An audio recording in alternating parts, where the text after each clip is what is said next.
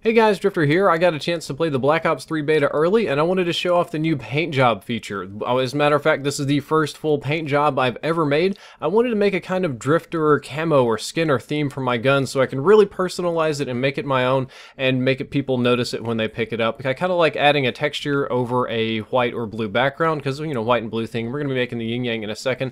That was the left side. Now we've moved over to the right side of the gun. I'm going to put on this kind of splotchy texture. I'm going to put blue in the background, playing around with the layers to make sure that I've got it in the right order, but I just kind of like that sort of grungy white on top of a blue background. I feel like it really kind of matches my logo and emblem, which is a blue and white yin yang. Now here on the ARK, which is an AK type assault rifle, there's not a whole lot of space for the top of the gun. Different weapons have different spots that you can put camo on.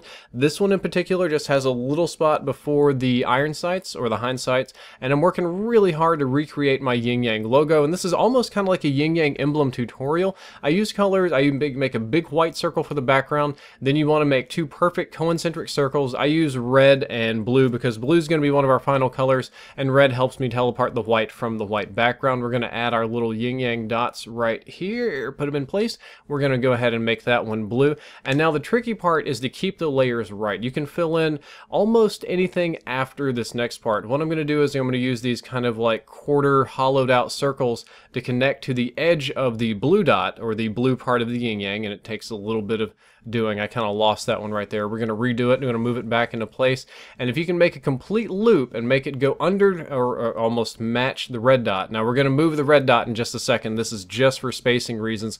Then you can fill it in with almost anything. I filled it in with this blue half circle. You can do just about whatever you want. It really doesn't matter, and I wouldn't worry about it if I were you.